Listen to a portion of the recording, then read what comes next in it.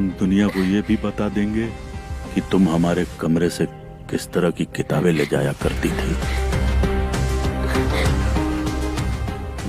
सब बता देंगे हम। नहीं मामा जी, प्लीज छोड़िए हमें।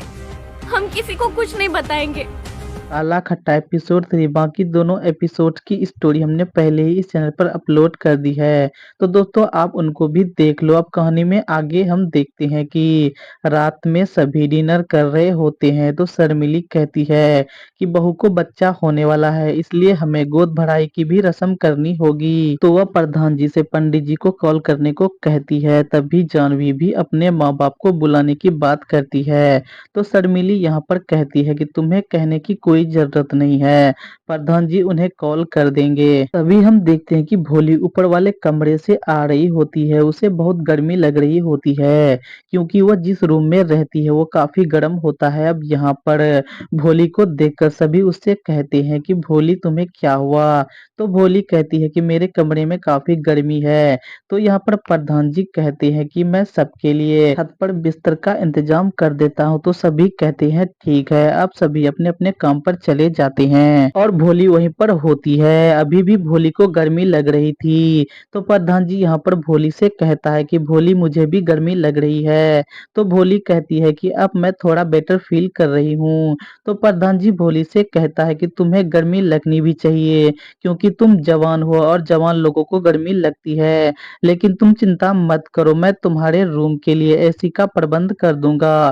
प्रधान जी की बात सुनकर भोली काफी खुश हो जाती है और वह खुश होते हुए प्रधान जी के गाल पर किस करती है और वहां से चली जाती है। अब यहाँ पर प्रधान जी किस पाकर काफी खुश होता है और उसके मन में लड्डू फूटने लगता है और वो सोचने लगता है कि वह कब भोली के साथ मजे कर पाएगा। अब अगले सीन में हम देखते हैं कि भोली और जानवी अपने कमरे में बैठी हुई थी। तभी हम देखते हैं कि प्रधान जी उन दोनों के लिए दूध लेकर जाता है। अब यहाँ पर प्रधान जी भोली के दूध में नींद की दवाई ये सोचकर मिला देता है कि जब भोली दूध पीकर अपने कमरे में गहरी नींद में चली जाएगी तब वह उसके पास जाकर उसके साथ मजे कर पाएगा। लेकिन जब वह दूध देकर वापस जाने लगता है तभी हम देखते हैं कि भोली अपना भी दूध जानवी को दे देती है और कहती है कि मुझे आज दूध पीने का मन नहीं है, आप इसे पी लो। भोली वाला दूध भी जानवी पी जाती है।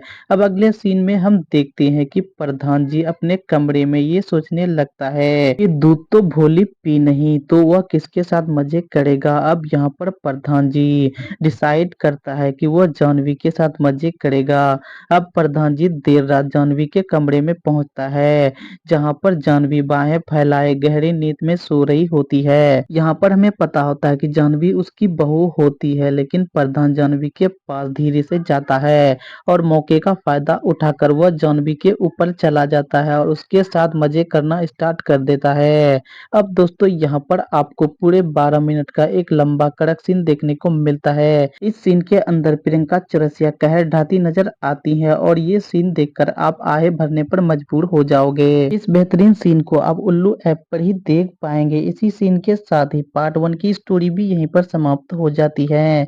मिलते हैं इसके पार्ट 2 की स्टोरी के साथ, तब तक के लिए गुड बाय।